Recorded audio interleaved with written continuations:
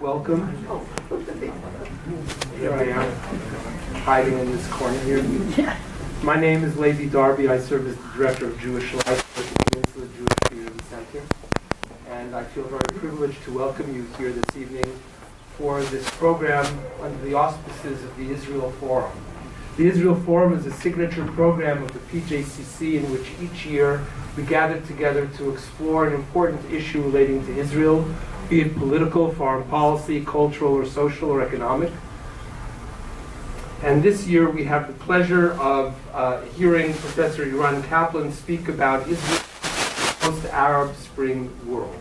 Before we turn to our program for the evening, just one quick announcement, and that is those of you who've been with us in the past know that we take our programming very seriously and we strive for excellence and high quality all the time. In order to ensure that we are able to do so and to find out a little bit about people who come to our programs and also to provide important information to our funders, the Koret and Toby Foundations, we ask you to do us the kindness of taking 3 to 4 minutes at the conclusion of the program to fill out a questionnaire, a survey about the program that you've just participated in. I promise it will only take 3 to 4 minutes. It won't take very long at all, and if you fill it out, I will be immensely grateful to all of you. You'll be doing a great goodness. So you'll see it on this sort of goldenrod piece of paper. I will hand them out at the conclusion of the program, and if you just take a moment to fill it out, I'd be very grateful. So this evening, we'll have the pleasure of hearing from Professor Eran Kaplan, who is the Goldman Professor in Israel Studies at San Francisco State University. Before coming to San Francisco, he taught at Boston University, the University of Toronto, the University of Cincinnati, and Princeton. He's the author of The Jewish Radical Right, Revisionist Zionism and Its Ideological Legacy, and with Derek Peninsula, the author of The Origins of Israel, 1882 to 1948, a documentary history. I'm so pleased that Professor Kaplan could be with us this evening to participate in the Israel Forum and to talk about events as they are changing, even as we speak. So please join me in welcoming Professor Eran Kaplan.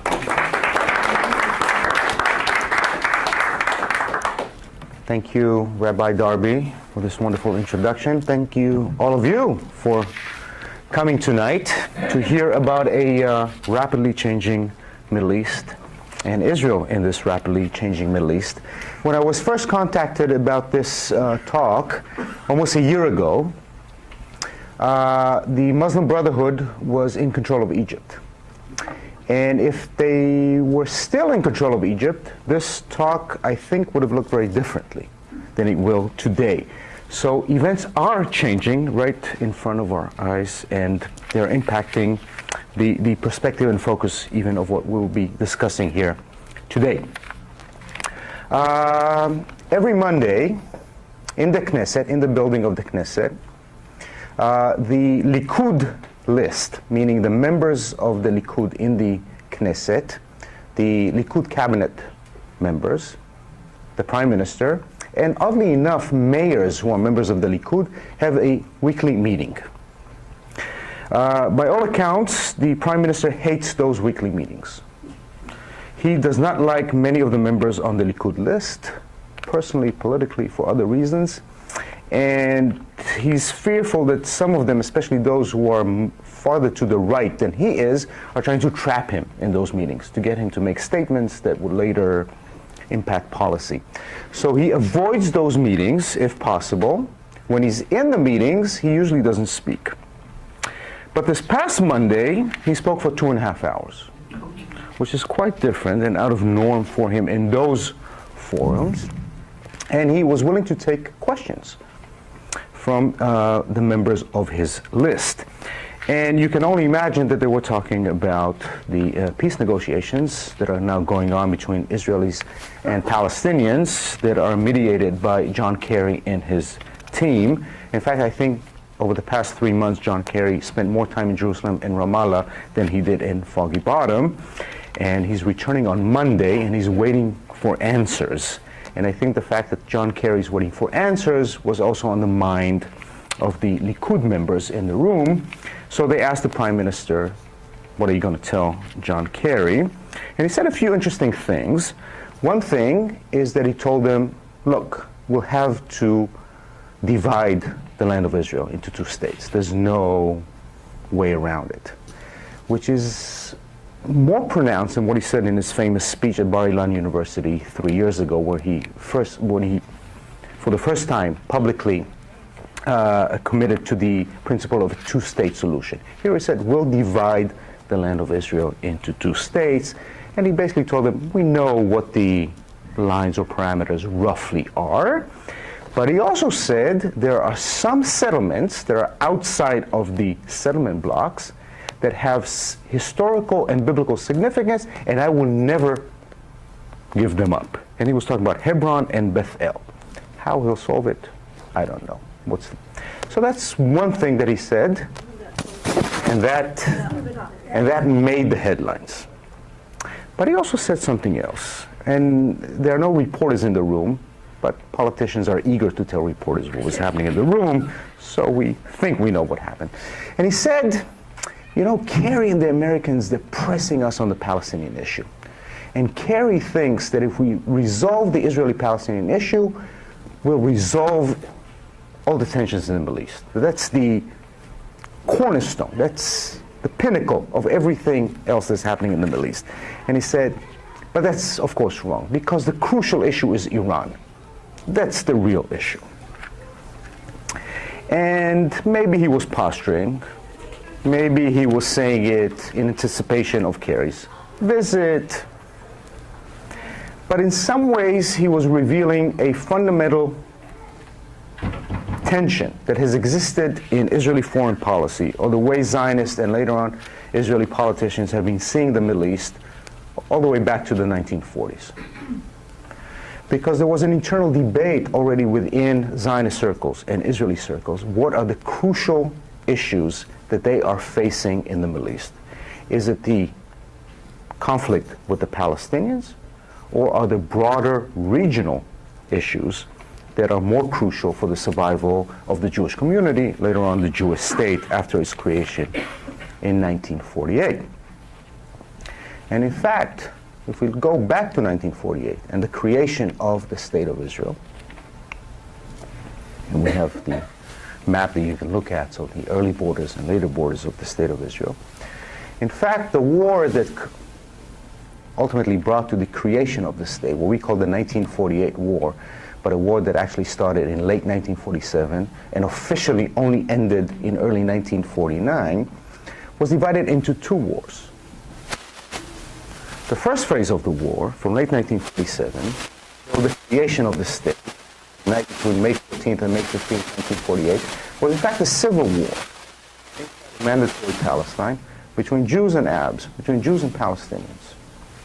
And it was the culmination of ongoing conflicts between Jews and Palestinian Arabs that we can trace back to the 1920s. Whenever Jews spoke about those tensions, going back to the 1920s, they tended to use the Hebrew word me'oraot, or events. They didn't see it as part of a global war or a global conflict, and they didn't tend to see it as a very serious challenge. The term that they use, perhaps, or maybe the term that we can use, is nuisance. But the local Palestinian population, they were like a nuisance. They can cause trouble, violence, inconvenience, but they never seem to pose a crucial, existential, fundamental challenge. So even in early 1948, when there was basically an all-out civil war in Palestine, there's no sense that either the leadership of the Jewish community or the members of the Jewish community felt that they were facing a fundamental challenge.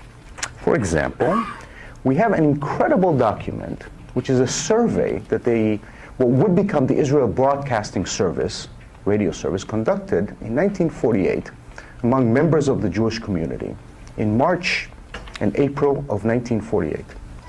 And they did an incredible job. I mean, it looks like a modern-day political survey.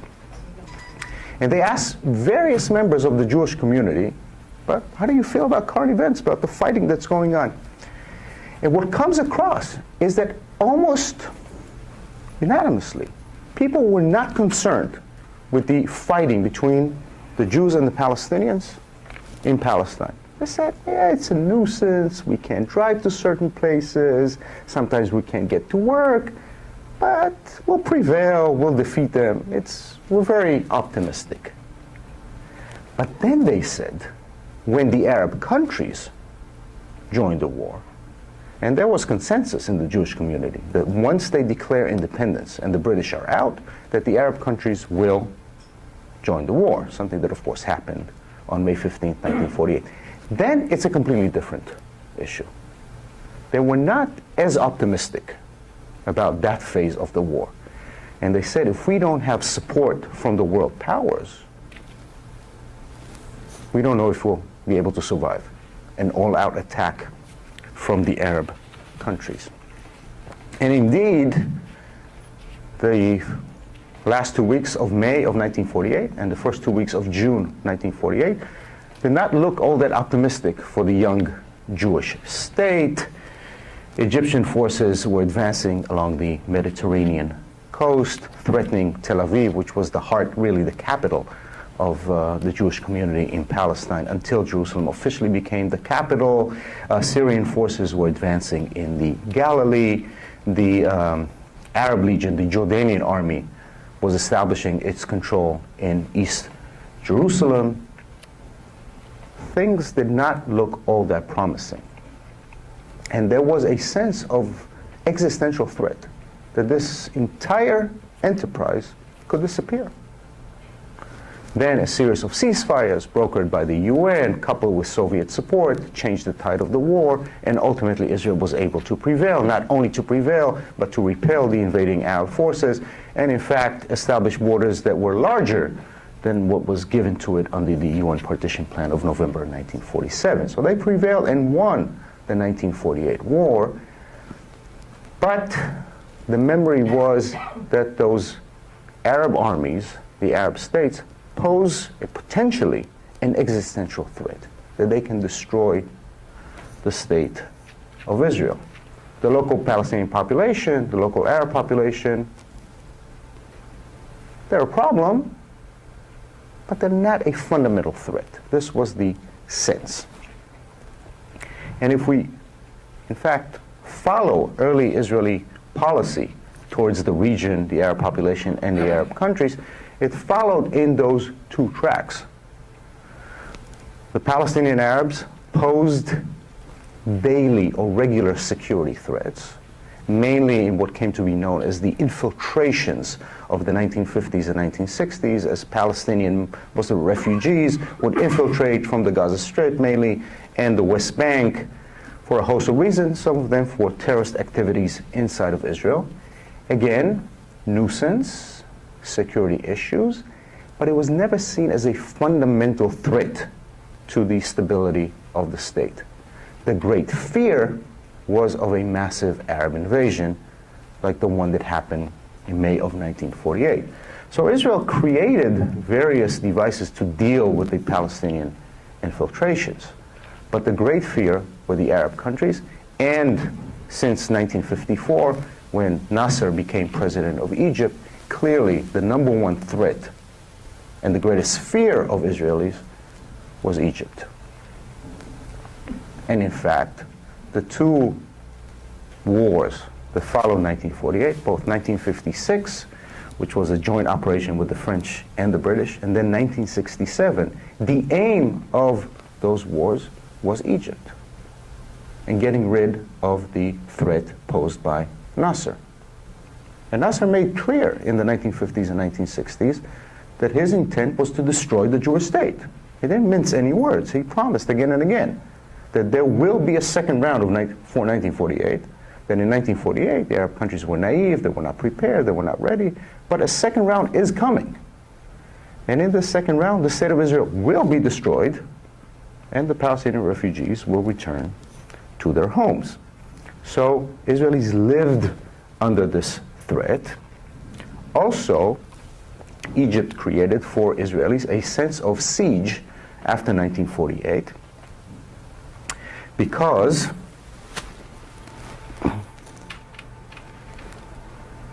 you see those three dots down here on the map?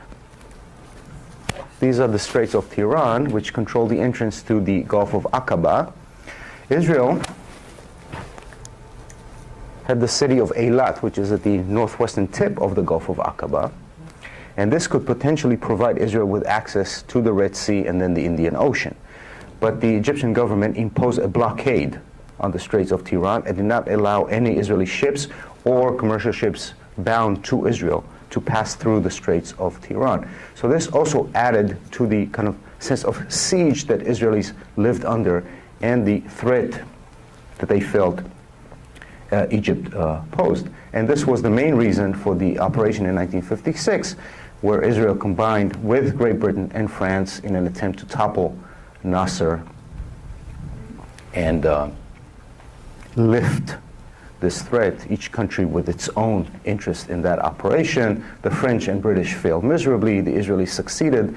They were able to conquer the Sinai Peninsula within a matter of days and then impose an agreement on Nasser whereby he opened the Straits of Tiran for Israeli commercial use. So the sense of siege was lifted, but it was then again intensified throughout the 1960s, and in a series of steps in leading up to June of 1967, Nasser reestablished the blockade on the Straits of Tiran. He also removed the UN peacekeepers that were monitoring the border between Israel and Egypt, which was, as far as the Israelis were concerned, a declaration of war. And this led to the June 1967 war, what we call the 6 Days War. And by all accounts and all the information that we have, the Israelis only intended to attack Egypt in 1967. They had no plans on attacking Jordan and Syria in that war. What happened is that Jordan, because of a series of agreements that it had with Egypt, was compelled to open fire on Israel, and this brought an eastern front into the war, which later on became also a northeastern front against Syria. And so Israel's borders, or Israel's size, nearly tripled as a result of those 6 days of fighting in 1967, and this was seen as providing the necessary buffer zone to prevent a potential Arab invasion, but still did not lift the threat or the existential threat. This persisted throughout the War of Attrition of the late 1960s, and then the massive Soviet presence in Egypt in the early 1970s, and the tensions that grew between Israel and the Soviets who were stationed in Egypt at that time. And this led to the 1973 war, which oddly enough, it may be counterintuitive, they started with a surprise attack by the Egyptians and the Syrians, an invasion of Israel. Ultimately, Israel was able to repel those invading forces after a massive loss of life and other casualties. But the outcome of the 1973 war was twofold. One, the mechanism for peace negotiations between Israel and Egypt was set in place. As soon as the fighting came to an end, basically Israelis and Egyptians began negotiations at the 101 kilometer. And this eventually, 6 years later, would bring about a peace agreement between Israel and Egypt. And since 1973, under the rule of Assad's father and then Assad's son, the border between Israel and Syria has been completely quiet. Basically no incidents between Israel and Syria until the current civil war, where a few mortar bombs landed in the Golan Heights, by all accounts unintentionally, so not part of an attack. So the outcome of the 1973 war, and this is going to be crucial for us, is that it basically eliminated the two biggest external threats or potential for invasion of the state that would put it under real existential threat, and this was Egypt and Syria. Egypt signed a peace agreement with Israel, a very cold peace agreement with Israel. There are no warm relations between the two countries, and they never were. But it functioned as a security agreement between the two countries, and the border between Israel and Egypt became a peaceful border, at least until 2011. We'll get to it. And this was also the outcome of the relations between Israel and Syria from 1973 without a peace agreement. No attacks from the Syrian border, which was a very hot border throughout the 1960s and early 1970s. Nothing in that border.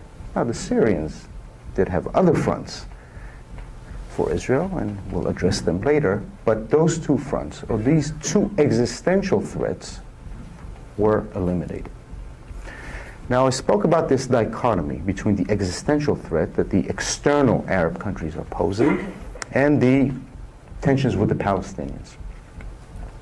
Now, the prime minister in Israel who signed the peace agreement with Egypt is Menachem Begin, who was the leader of Likud, came to power in 1977, and then 6 months after he came to office, Sadat made the historic visit to Jerusalem, which put in motion the negotiations that culminated in a peace agreement 2 years later. Not many people expected Menachem Begin, the very hawkish and leader of the Irgun, to be the first Israeli prime minister to sign a peace agreement with an Arab country, but he did. At the same time, Menachem Begin believed that Israel should establish its long-term control of the West Bank and Gaza. He basically refused to address or deal with the Palestinian question, something that was actually part of the agreement with Egypt, but that his government ultimately completely put to the side. And in fact, under his rule between 1977 and 1983, the Israeli government built dozens of settlements, both in the West Bank and the Gaza Strip, with the clear motive of making sure that those territories would remain forever under Israeli control and would eliminate the potential or possibility of creating an independent Palestinian state in those territories. And I think that most historians today and most analysts today agree that, in a way, Begin weighed the options. And he said for him it was more important to hold on to the territories, what he feels was historical land of Israel or biblical land of Israel. So he was willing to give up the Sinai in return for peace with Egypt, to eliminate the existential threat, and then take control of territories and, in a way, not deal with the Palestinian question. Ignore it, shove it to the side, eliminate it as a topic of conversation in Israeli politics. And this was the path that he set forward, and certainly was carried on by his successor, Yitzhak Shamir, who basically refused to acknowledge the existence of a Palestinian issue or a Palestinian problem and the need to deal with this question. The other act that Begin is now famous for is that, of course, in 1981, he ordered the bombing, which was carried out, of the nuclear reactors in Iraq. Again, for him, the most important thing was to eliminate the external existential threat. For him, the Palestinian issue was a nuisance, but it wasn't a crucial element. And one of the clearest indications that we have for his mindset is the war that he launched in 1982 in Lebanon, when Israel invaded Lebanon in order to push the PLO away from the Israeli border. The operation had other objectives that we won't get into now. But for the first time in Israeli history, Menachem Begin, when asked about the war, when he was speaking before the Knesset, he said that this was a war of choice, not a war of necessity. No other Israeli leader before that ever described a military operation as an operation of choice. It was always seen as a necessity, because I think, and many others think, that for Begin, the PLO, and the Palestinians did not pose an existential threat. They were a nuisance. They were making life difficult along Israel's northern border. But they couldn't destroy Israel. They were not a real threat. And so he decided to carry out this operation out of choice, because it served certain interests that were in front of him. But it wasn't seen as existential or necessary. And this distinction, I think, is crucial, especially as we move forward. And so it seemed, post-peace with Egypt and the quieting Israeli-Syrian border, and then with the elimination of potential Iraqi nuclear threat, that Israel no longer faced those existential regional threats by the 1980s. And then by 1987, of course, the Palestinian problem became crucial because the Palestinians launched what came to be known as the First Intifada in November of 1987, which was a popular uprising, especially in the West Bank and Gaza. It did not spill so much into Israel proper. It remained very much an uprising in the territories themselves. But it made it clearer and clearer to more and more Israelis that the Palestinian question cannot be ignored. It cannot be shoved to the side. It had to be dealt with. And ultimately, by 1992, the Likud, after 15 years of almost single power, they lost the elections, and Yitzhak Rabin became prime minister with a promise of a new direction in Israeli policy in the Middle East, especially vis-a-vis the Palestinians. And as we know, only a year after he came into office, the Oslo process came into effect. And under the Oslo process, Israel recognized the PLO, created the Palestinian Authority, and handed power over to the Palestinians in large parts of the Gaza Strip and parts of the West Bank. Created also a Palestinian police force. And the guiding principle of Oslo was interim agreements, building trust between the two parties, and ultimately negotiating a final peace agreement between Israel and the PLO, which will address all the big outstanding issues, question of borders between the two entities, the future of the settlements, question of Jerusalem, the question of Palestinian refugees. All those questions will be answered when final negotiations will take place and a final agreement will be struck. The original Oslo agreement said that 5 years, within 5 years, a final status agreement should be reached. We still don't have one, so as you can imagine, none was reached.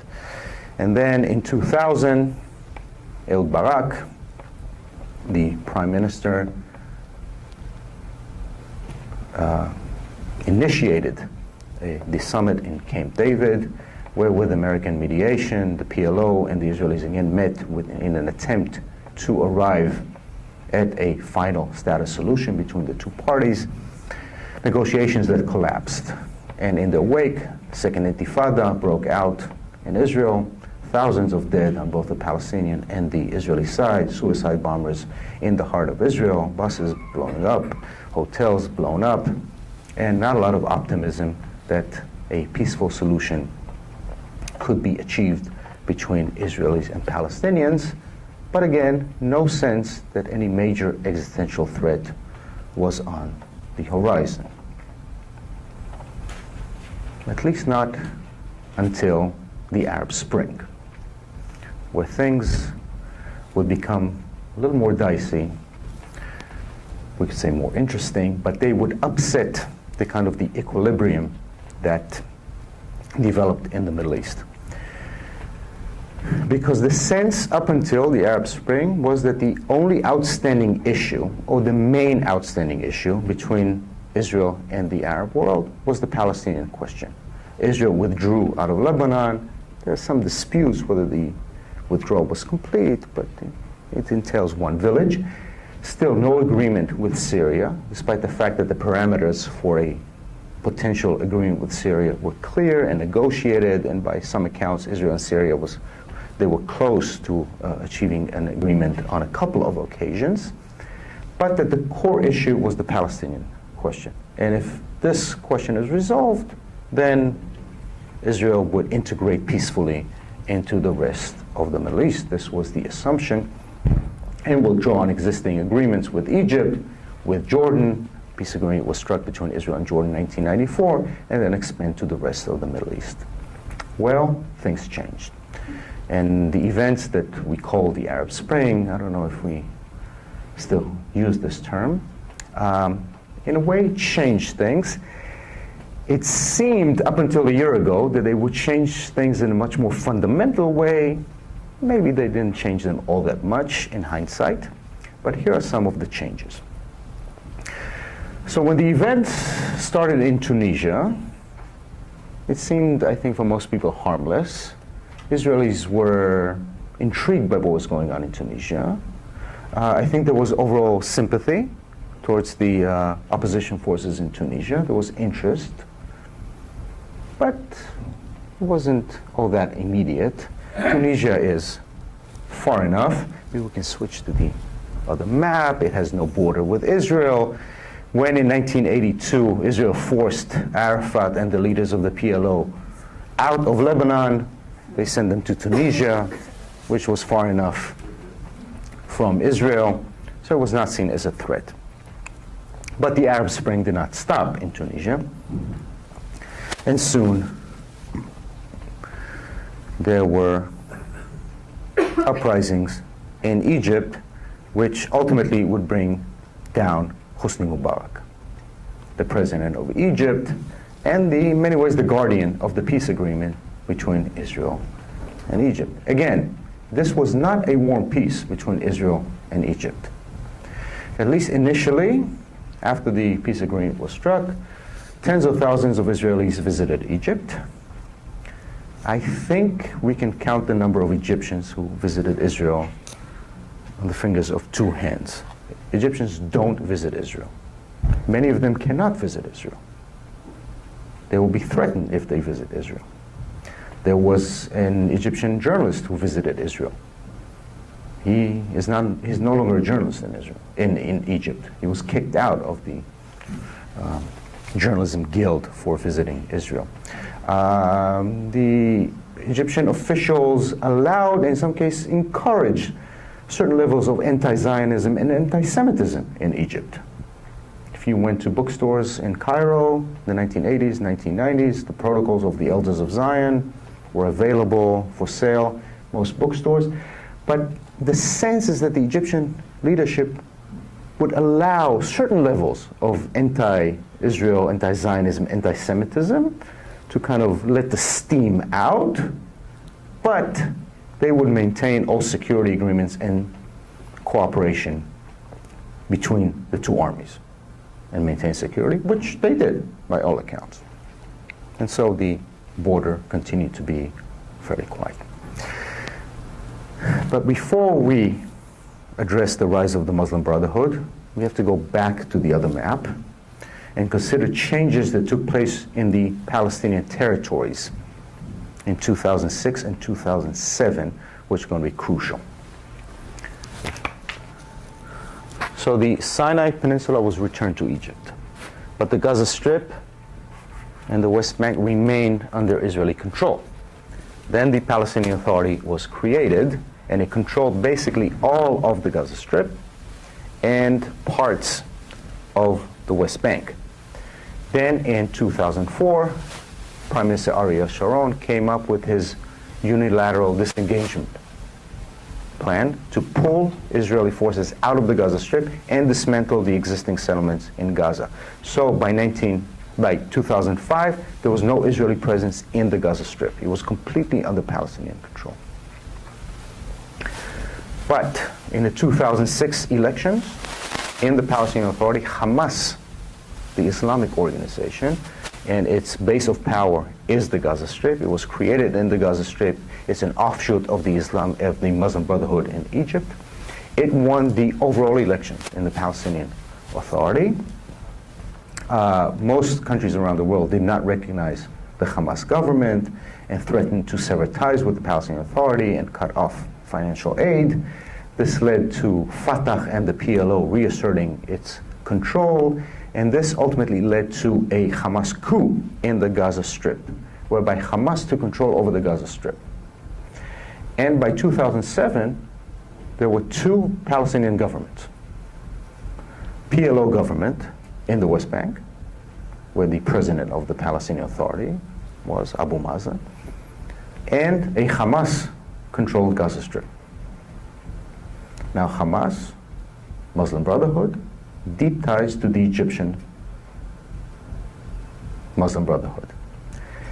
Now, the secular regime that came into power in Egypt in 1952 as a result of the Officers' Revolution was very much opposed to the Muslim Brotherhood. It viewed it as a potential enemy, and it cracked down severely on the Muslim Brotherhood as long as it was in power. It outlawed the Muslim Brotherhood. Many of its leaders served lengthy periods in jail. Deep tensions between the secular Egyptian regimes of Nasser, Sadat, and Mubarak, and the Muslim Brotherhood. This also translated into tensions between the Egyptian government and Hamas.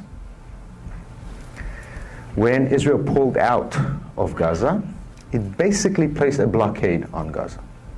Gaza has no airport. Israel controls the international waters all around Gaza, so there are no access for ships into the Gaza Strip. And of course, Israel controls the border between Israel and the Gaza Strip. But the Gaza Strip also has a border with Egypt. Now, as long as Mubarak was president, the Egyptians also basically maintained a blockade on the Gaza Strip and did not allow for any movement across the, or hardly any movement across the Egyptian-Gazan border.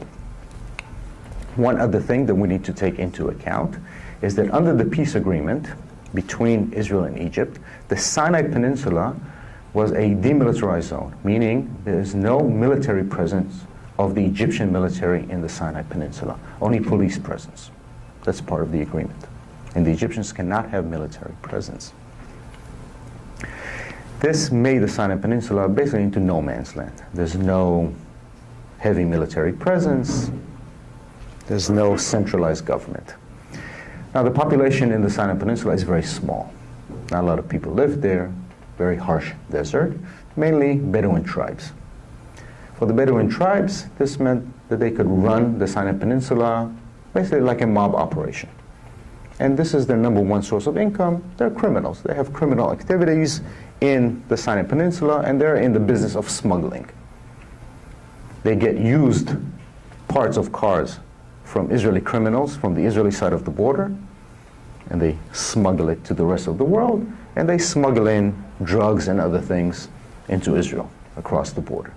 And this has been ongoing basically from the 1970s onwards. The Israelis knew about it, the Egyptians knew about it, they tried to deal with it, but with limited interest. Now, Mubarak thrown out of office, elections are held in Egypt, and the Muslim Brotherhood comes into power. Now there was great fear in Israel. And if there was ever outrage in Israel against Barack Obama, it was at that time.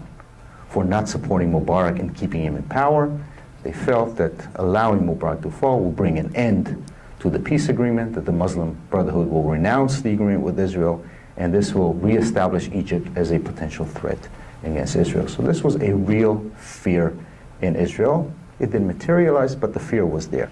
But what clearly happened are two things. One, the border between Egypt and the Gaza Strip was open for business. So the blockade was opened up. This mainly meant that weapons were rushing in to the Gaza Strip. And also that in addition to criminal activity in the Sinai Peninsula, other groups were establishing themselves, mainly kind of pro-Al-Qaeda radical Islamic groups were now finding the Sinai Peninsula with, let's say, indifference from the Egyptian government as a very easy area to operate.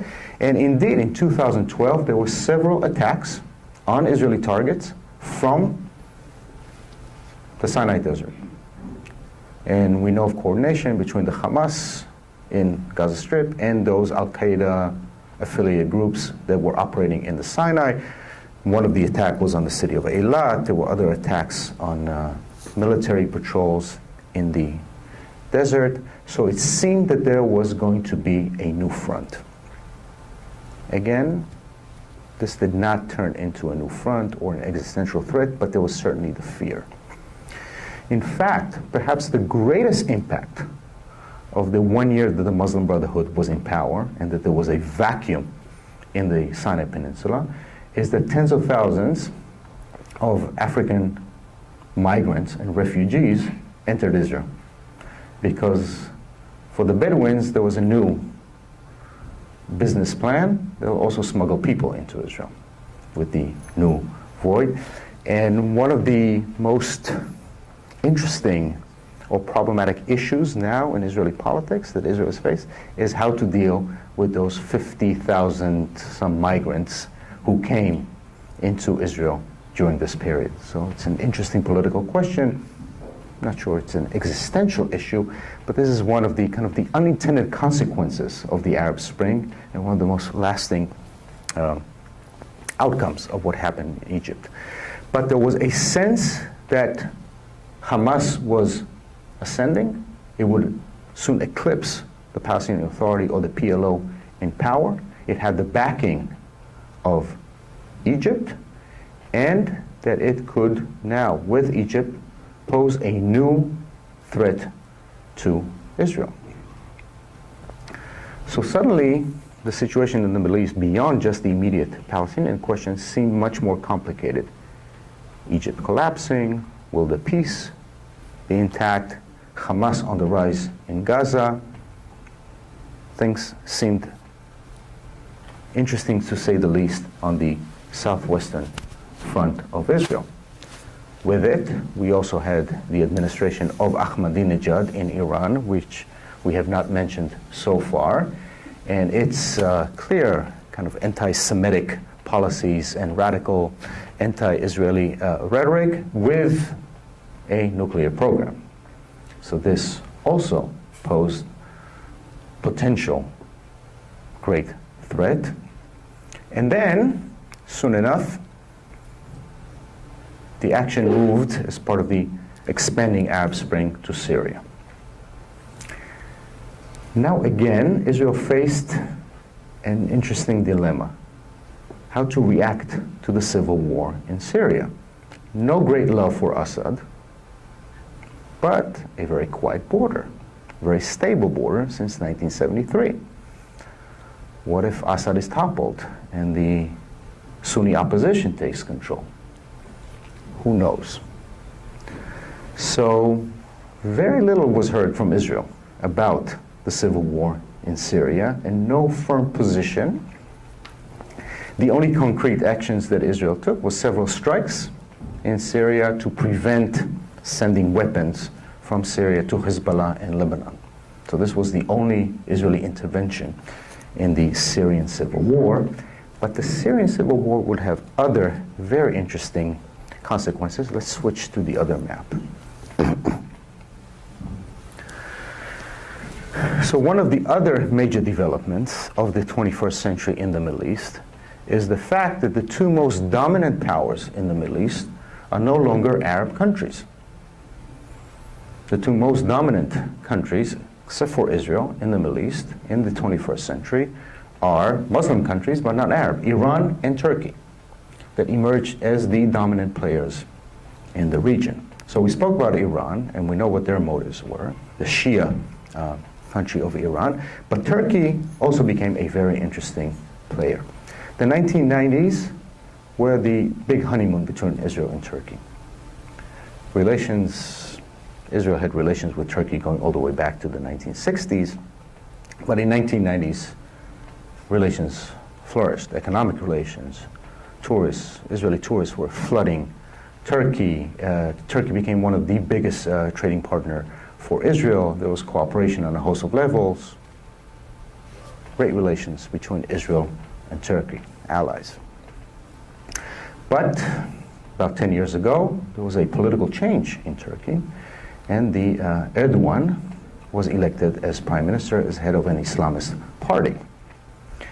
And things began to shift in the relations between Israel and Turkey, not dramatically at first, but they would be very influenced from the split between Hamas and Fatah.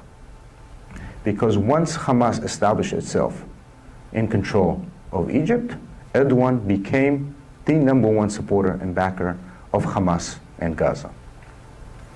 Erdogan sees himself as a supporter of the overall Sunni cause in the region. He had other interests.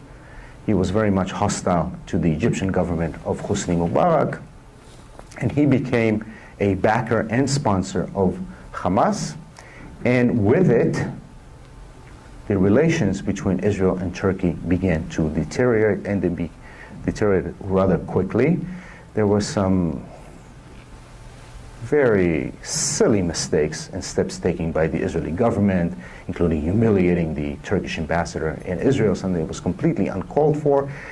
But things came to a clash in 2010 when the Turkish flotilla made its way to Gaza, and the Israeli government decided to intervene, stop it, and several Turkish citizens were killed as part of the operation.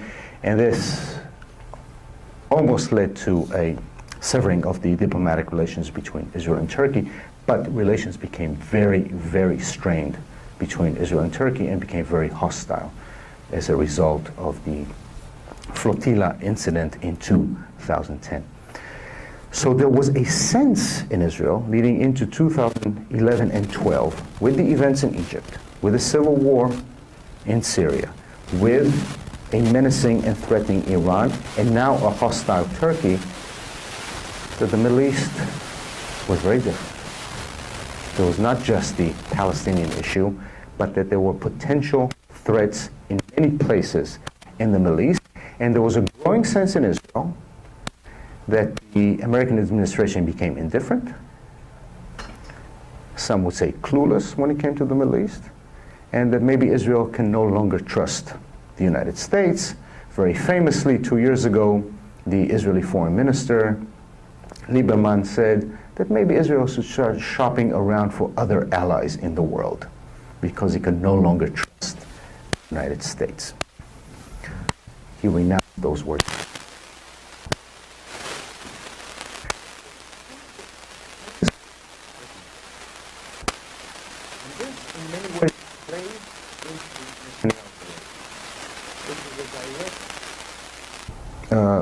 Continuation of the Begin Shamir worldview, meaning there are real fundamental threats that the state of Israel is facing in the Middle East.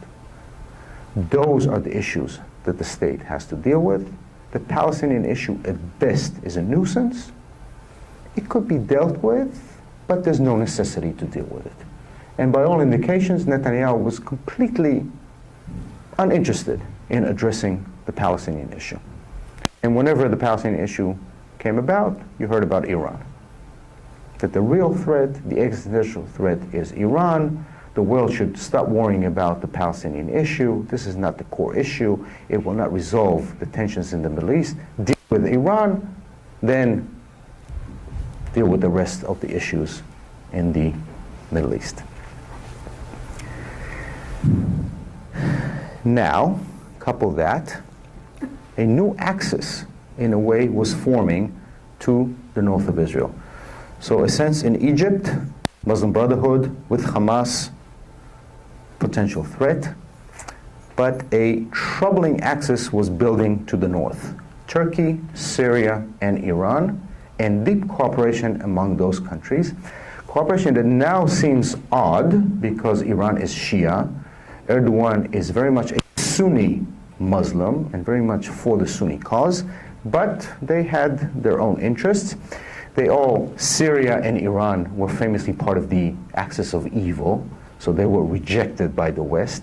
Erdogan tried to join the EU, was rejected, felt spurned by the West, so he was looking eastward to reestablish Turkish power, and deep economic cooperation between Syria, Iran, and other countries in the region. We now just learn the extent of it. Have you been following the corruption investigation in Turkey?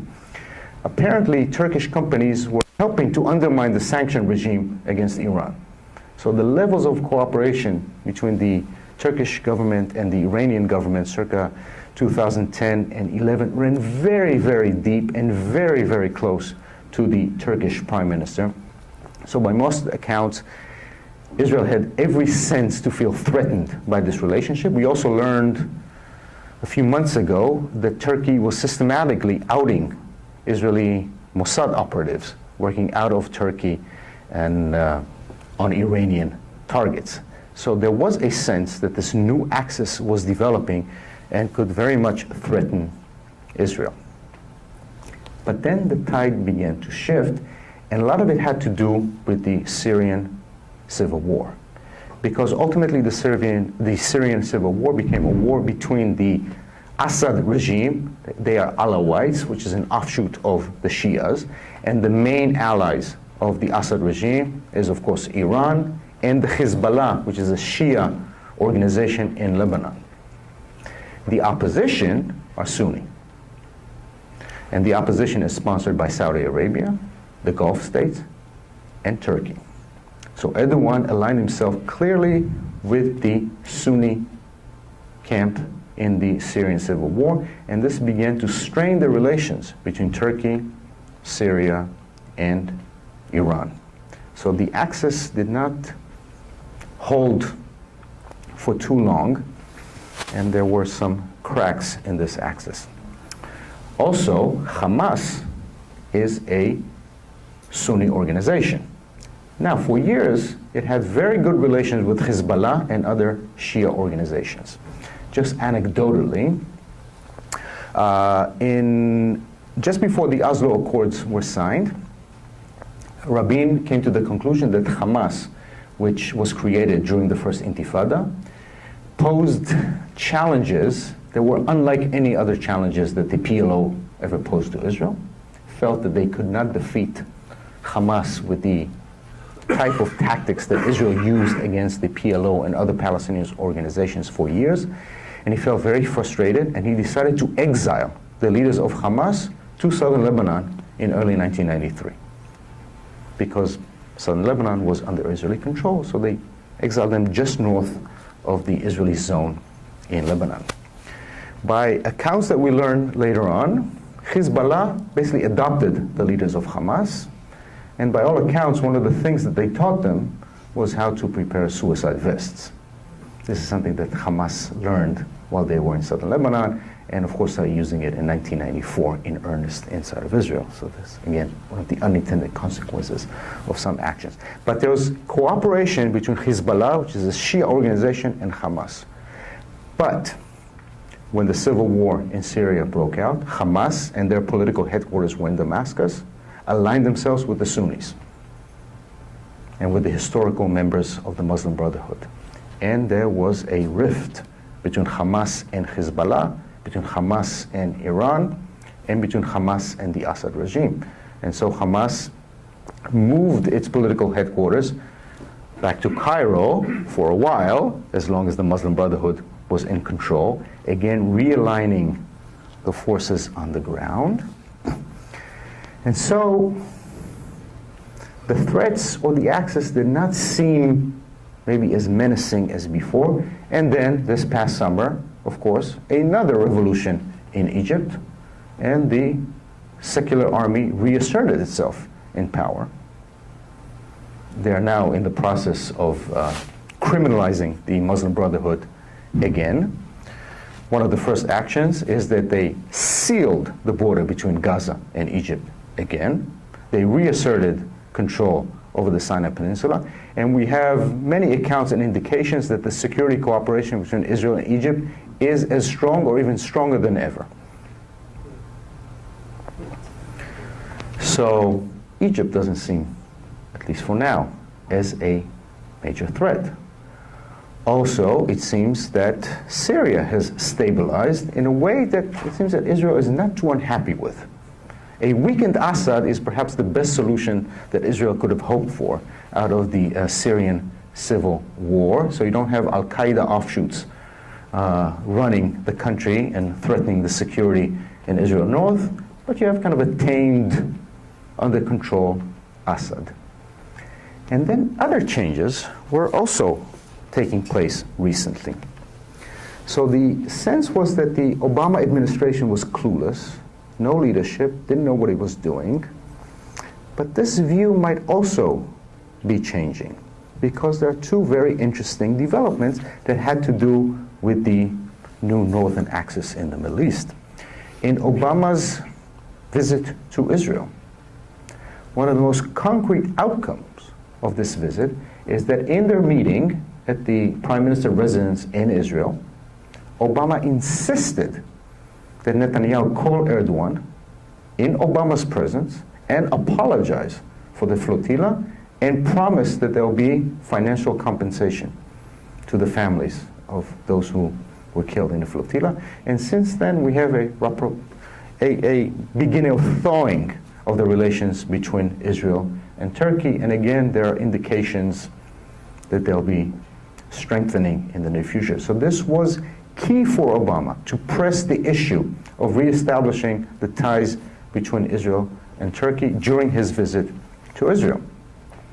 Of course, the other development of a few months ago is the agreement between the international community, the interim agreement between the international community and Iran over the nuclear program, which now makes a potential Israeli strike in Iran less and less likely. And the general view in the international community is that perhaps Iran, with a new president and reevaluating its economic priority, may not be an existential threat, which of course refocuses everything on the Arab-Israeli conflict, or the Palestinian-Israeli conflict. And perhaps what we've seen over the past 2 or 3 months, perhaps, we don't know, because it's been so secretive, which is unheard of in the Middle East. Very little leaks off. We can only try and reconstruct what is happening in the negotiations by some of the statements that are being made by both the Palestinians and Israelis. So it seems like they're talking about Israeli military presence in the Jordan Valley. That's an issue. How do we know? Because one of the members of the Likud that Netanyahu especially doesn't like tried to pass, to bring up a law in the Knesset that would annex the Jordan Valley to Israel. Something that the government was able to shove out of the way immediately. So if this law was put up in the Knesset, perhaps they're talking about the future of the Jordan Valley in those negotiations. But it seems that the Americans are very aggressive. And they're going to follow a track that's the opposite of Oslo, meaning no interim agreements. What they want is the framework of the final solution, of the final agreement, agreed in principle by the two parties, and then they'll hash out the details. And by all accounts, there is massive pressure. And maybe that's the reason that Netanyahu made the statement that he made on Monday, that there is no other solution. He also used a term that he was reluctant to use up until this week. When in 2004, Ariel Sharon, who was then Prime Minister, part of the Likud, he would soon leave the Likud and form a new party. He was basically kicked out of the Likud. When he came up with the disengagement plan from Gaza, the rationale that he gave for the pullout from Gaza in his speech before the Knesset was the demographic threat. What Ariel Sharon said in 2004 is that the greatest threat that the state of Israel, the Jewish state of Israel, is facing is the demographic threat. And he basically said by in about 20, 30 years, between the Mediterranean and the Jordan River, there will be more Arabs than Jews. And if this happens, then there's no guarantee, there's no viability of a Jewish state. And he said immediate actions need to be taken in order to address the demographic threat. And he said disengaging from Gaza, pulling out from Gaza is part of it. Netanyahu for years would not utter the words demographic threat. For classic Likudniks or Zionist revisionists, there is no such thing as demographic threat. For them, it was always a myth perpetrated by the Israeli left. This week, he said, we will have to split up this land because of the demographic threat. So it seems maybe that he too now sees as the fundamental existential threat that Israel is facing, the Palestinian question. So this could be a fundamental shift in the way most Israeli politicians view the challenges, dangers, threats, or opportunities that Israel now faces in the Middle East. Again, these are exciting times, and things tend to change daily. Who knows what will happen? But it seems that there is almost a perfect storm now, whereby the Obama administration feels that it can focus all of its attention in the region on the Israeli-Palestinian issue, and they feel that this is now the right time to arrive at a position when Hamas is weakened, when the Palestinian Authority seems to be gaining more and more power, and that even Netanyahu, the very hawkish right-wing politician, realizes that deep compromises will have to be made. And in a way, now this is a waiting game. The Americans said that there are a few more months that they're willing to go on with those negotiations over the parameters of a final agreement, but not much longer than that. And they want real, concrete answers. Will you accept or reject this compromise? And 2 weeks ago, Netanyahu spent 2 days in the hospital. He was clearly sick, but some commentators in Israel suggest that the tension is getting to him. And these are very hard times for him, that a decision is imminent, is brewing, that could realign Israeli politics, could realign the region, who knows. So yes. So I think I'll stop here. And questions, comments at this point? Yes, please. It always struck us funny when I was living in Israel that it took Sharon until 2006, I guess it was, to do the arithmetic. 2004 is when he, yes. To finally do the arithmetic and figure out the demographic Yes. threat. My own work has been in the Negev with the Bedouin. And in 1948, whether they were pushed out or left of their own free will, there were 11,000 of them in the Negev. Yeah. Today, there are almost 200,000. The demographic projection is by 2020, there'll be 360,000. Yeah.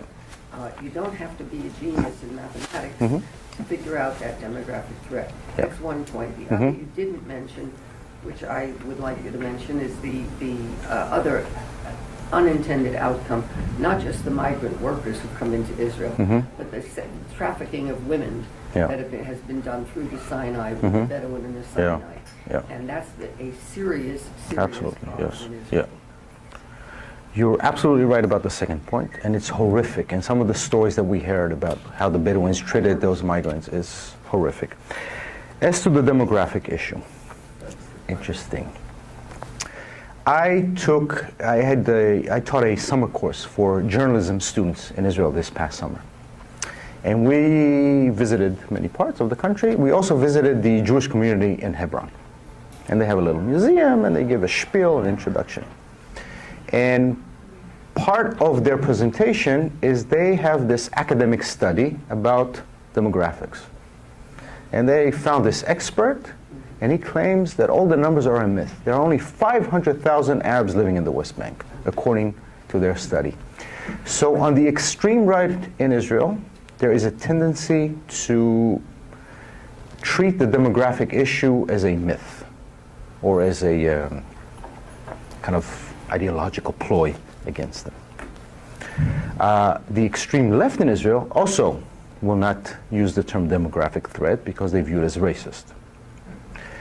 But it has now become kind of a mainstream position, and it in many ways needed an Ariel Sharon to articulate it in order to make it a mainstream position. Yes.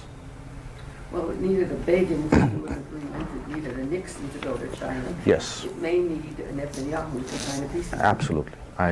Yes. Going back to sort of the meta issue Mhm. here, in terms of the Arab Spring or the uprisings, what do you think? I understand they're not monolithic movements. Mhm. What's the motivation here? Is it a revolt against secularism? Mhm. Is it a pro-democratic, I guess, against dictatorship? Is it economic movements? What is the? It seems to me Yes. Islamists seem to be ascendant in most of these Yes. uprisings. And they have, yes. I think it's all of the above. That the motivation was a revolt against secular dictatorial regimes, and there was unhappiness with those regimes, and there was a small cluster of urban, educated middle class that led the revolts, and they had a democratic agenda. But they ended up being very small and not representative of the population. And so when they achieved in the overthrowing of the regimes, which were very weak and didn't have any popular support, because why would they have any popular support? And then they opened up to a democratic process. There was no civil society to be behind this democratic process. And so the only viable political force that appealed to the majority of the population, if you look at Egypt, I don't know, I think the majority of the population is illiterate. So you're not going to have this kind of democratic civil society. You can have it in parts of Cairo, parts of Alexandria. But when you open it up to universal election, the power that provides social services, social solidarity, are the Islamic movements. And they came into power. Now, all they could promise was a sense of solidarity and community. They had no economic plan. They have no way of dealing with new power.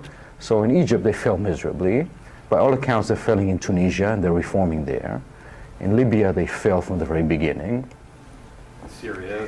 And in Syria, Fighting itself. if there is opposition still. So it was a reflection of tensions, of animosity, but there wasn't the fundamental alternative. But if you look at European history throughout the 18th and 19th century, it took a series of revolutions before democracy and civil society was able to establish itself.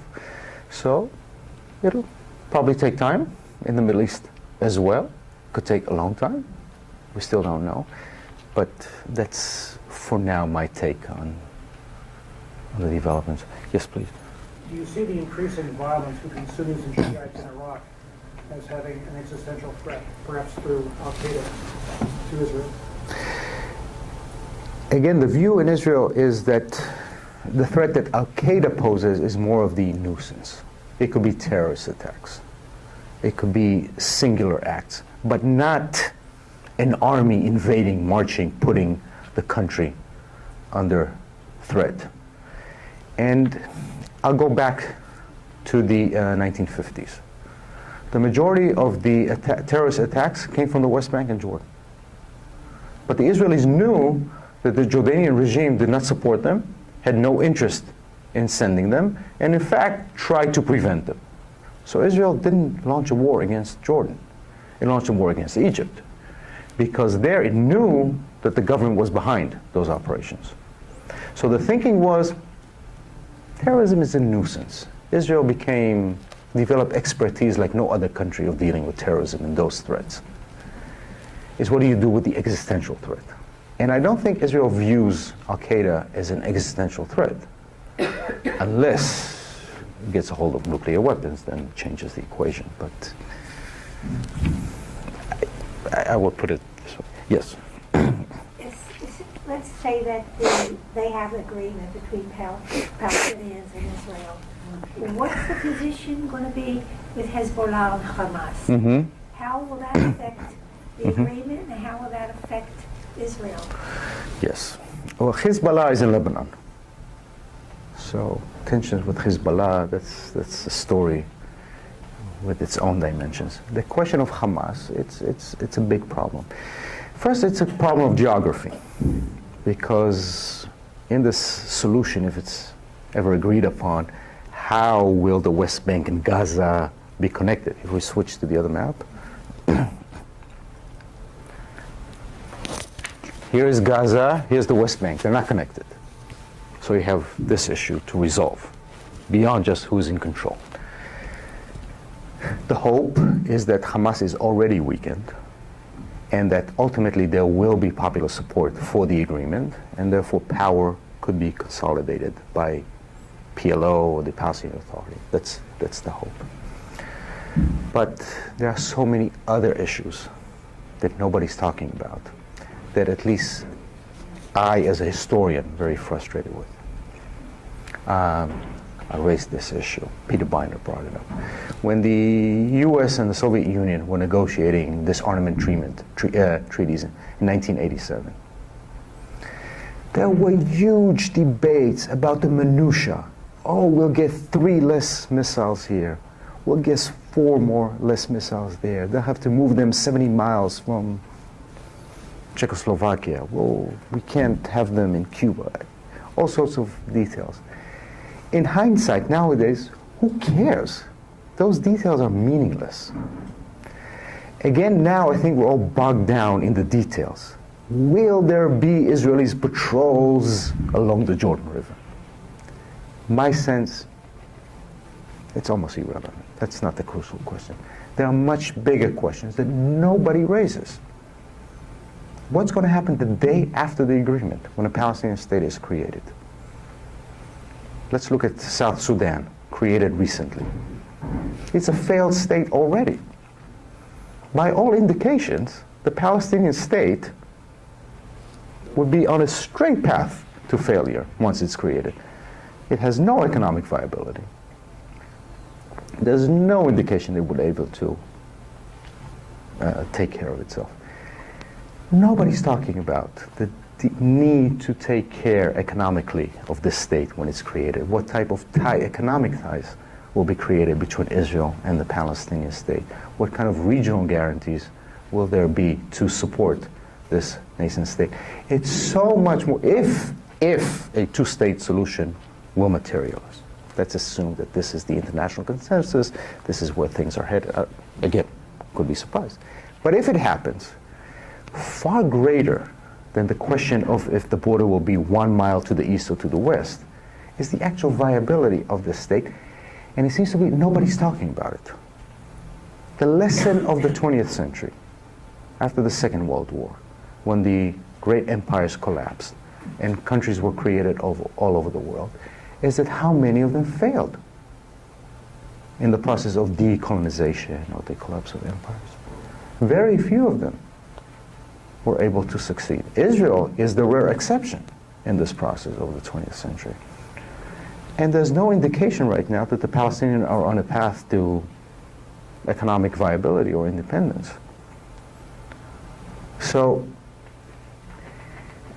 these are some of the questions that, or some of the issues that I would be interested in hearing in the discussions, less those, which I find almost irrelevant details about the security agreements or other technical issues, but some of the bigger questions, and they're not being raised, or to my mind, not being addressed adequately at this point. Yes? Everything I read says that we're going to see a continuation of the battle, I don't mean literally battle, but a figurative battle between Turkey and Iran as to who gets to be big boy, Yep. on the block there. Yep. And again, I'm probably the only thing that could ever get them to work together is something against Israel. Yes. And so, I mean, it just seems to me that the keeping, if I were sitting in the White House trying to figure out a strategy, one of the things I want to be sure of is those two guys don't get together. Yeah. And anything I can do to facilitate their not getting together would be something I'd be working on. Okay. They may not have to do that much because they're not intrinsically on Yes. each other's side Yes. to begin with. Yes. I think this is going to be we're going to see this for the next 25 years. Could be, but again, I'm not sure that the Erdogan government will be in power for that much longer. Well, it may not be. But Because the protests in Istanbul were widespread, popular, and just as impressive as what we saw in Cairo. But Turkey is not Egypt, so the government is stronger. And now those investigations into the corruption of the government, I think, are serious. And there are challenges. So, again, I don't know where Turkey is headed. that would But help, actually. absolutely. But the other question is Iran changing? And Rouhani said elections do matter, which is an interesting statement from an Iranian politician. And at least vis-a-vis Israel, the rhetoric has changed. It has changed dramatically. I mean, Ahmadinejad was an anti-Semite. I mean, there's no way around it. He was obsessed with it. And his remarks about the Holocaust, they were frightening. One of the first things that the new president did on Rosh Hashanah was send a Twitter feed congratulating the Jewish people on the new year. It could mean nothing, but I find it symbolically very interesting. So maybe there is a change in attitude. Maybe they are rethinking their position in the world. I don't know. We'll see. Yeah. Yes. Israel considered Kerry a real lightweight, at least April, Yep. whatever. What are their thoughts now? I don't think they consider him a lightweight anymore. But more importantly, they considered Obama a lightweight, a serious lightweight. And if you read the Israeli press, including the left-wing press, in his first term, it was very critical.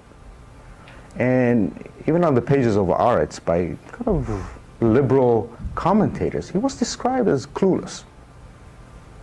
And his entire handling of the Mubarak and what happened there was seen as outrageous. I think this changed over the past few months. And I can only judge by the fact that Netanyahu is very quiet. Because think of the Romney-Obama campaign. I mean, Netanyahu basically sided with Romney and felt very confident confronting Obama. That's not what we hear from the Netanyahu government nowadays. And the most striking change is Lieberman, the foreign minister. 2 years ago, he basically said, let's shop for other allies. Let's explore Russia, China. The U.S. is declining. It's a decline of the West. Now he's the biggest supporter of Obama and Kerry. He basically guaranteed that the government will vote in favor of the Kerry plan. He said that's the best we can hope for coming from Kerry. So the way I read it is a drastic shift. Do you think that's a result of them getting other advisors, or what's causing the change in our administration? Becoming prime minister. Who? Lieberman. Lieberman would like to become prime minister. I don't know if That will be his eventual outcome, but he certainly is the, shall we say, the opposition, although he's the extreme right at this point. Well, again, who knows? Because You made a very interesting comment regarding especially the long-term outcome in the population change within Israel. I thought that was the most telling point of the entire discussion. That's the long-range problem for Israel. Mm-hmm. And as you know better than I do, the elections coming up now in Israel are very key to how those votes may go initially with regards to setting up this other puppet state, which you of course say will Again, probably fail. could fail. We'll see. Probably Maybe. fail, because that has no economic back, Mhm. has no economic reason. But over the next 25 years, the population shift within the borders of Israel Mhm. could very well spell the demise of a Jewish state. Could very well. Yes. Yes. I agree. Yes. Back there, then. Yes. Just as a side note, it's just today there was a poll that conducted by Ma'ariv, the Yeah. newspaper, Mhm. regarding the prospect of the process of the peace process. Mhm. 80% of the people surveyed, they think it's not going to take any. It's going to fail, and only 9% think that there is maybe a hope for it. Mhm. And there were 17% of the people who were asked were Arab also. So Mhm. it was a mix of population. So Yeah. this is how the Israelis think about it right now. There's a funny thing about opinion polls. A lot depends on how you ask the questions. Because most opinion polls on the question of the two-state solution, there seems to be almost persistent 60% in favor, generally, of the two-state solution. It's when you start asking about the details that the numbers begin to shift. Because if you include Jerusalem in the question, then the numbers change. If you don't include, you get different numbers. It's The a question was whether you think there would be a peace Mhm. at the end. yeah, Yeah. And that's it. yes, Next week. please. I'm not trying to deem your optimistic mood about No, this process, I had no but- optimistic mood. I'm trying. No, I'm just. But reading the Israeli newspaper today, Mhm. and reading what Abu Mazen is saying, and what King Hussein of Jordan, King Abdallah. King Abdallah of Jordan Yes. is saying that he wants to be involved also Mhm. because he wants the law of return of all the Palestinians who are Mhm. citizens of Jordan now Mhm. to go back to Israel Mhm.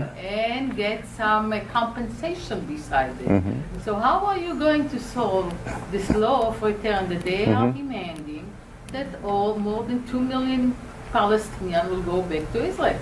How do you see the peace process proceeding with this kind of Mhm. problem?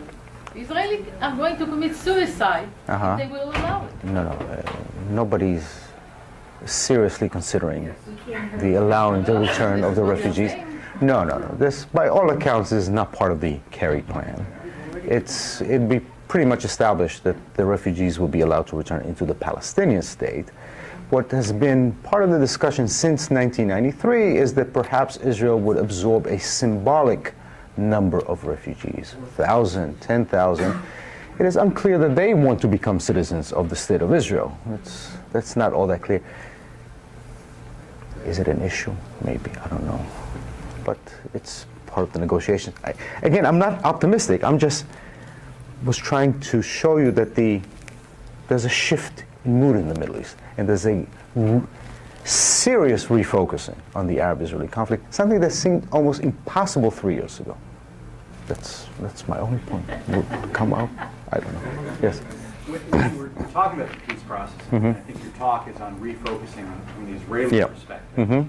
And maybe you can disabuse me of the kind of notion I have that the Israeli perspective, to some degree, on the peace process is moot, because in 2000 at Camp David, then Tabah, Uh-huh. and Yep. in 2005, I believe it's been outed that Olmert offered Abu Mazen a deal. Mhm. All these deals were rejected out of hand. Mhm.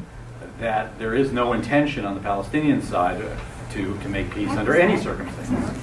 That's again. So what does it matter? Again, could be. It's the sense that there's a new sheriff in town, and that the Palestinians, if they feel that there's enough international pressure, would find it in their best interest to sign on to an agreement. It seems right now that both sides, if it were up to them, let's say in a vacuum, if there was no U.S. intervention right now, my sense is that Netanyahu is not interested in a peace agreement with the Palestinians. He's a believer in the greater land of Israel. He sees no need to give up territorial parts for historical reasons, ideological, for whatever reasons. So, Threat. but again, for him, ideally, the status quo can go on in an ideal situation. I think if you took Abu Mazen to a room where there are no microphones and asked him, what's your ideal situation in the future? He said, for me, nothing. I want the demographic time bomb to tick for 20, 30, 40 years. We have time. Time is on our side. As far as I'm concerned, nothing should happen. This is basically what Obama is now telling both sides. You're both suicide bombers right now, willing to blow up everything in the name of not doing anything. So the hope, I think, of the current administration, and this is why Kerry is so engaged, is that he can convince both sides that it is now in their best interest to go ahead. What pressure is on the PA right now? I understand Hamas has a lot of pressure. The pressure on the PA is that the situation could change and Hamas could be on the ascendancy in 2 or 3 years, that other powers could be on the rise. Decline now. Again, but you may be right. Maybe the answer from Abu Mazen in 2 months will be, we're rejecting. Not a good enough deal for us. I think this is Netanyahu's dream situation, that he'll rush and say yes, and then Abu Mazen will reject a week later. Do a lot for Ehud Barak.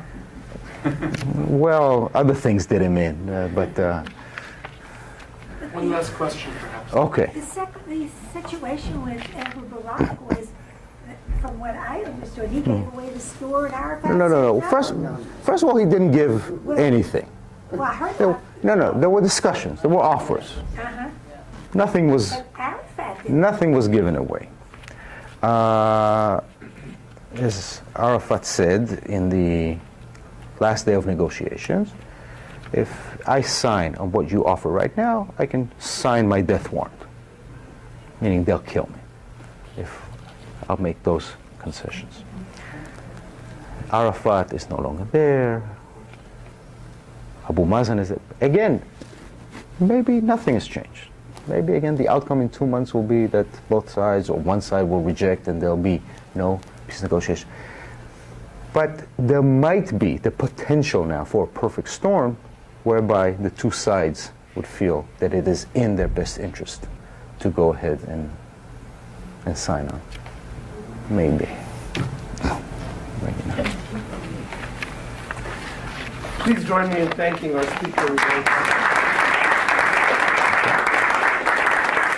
What an interesting and insightful program it's been.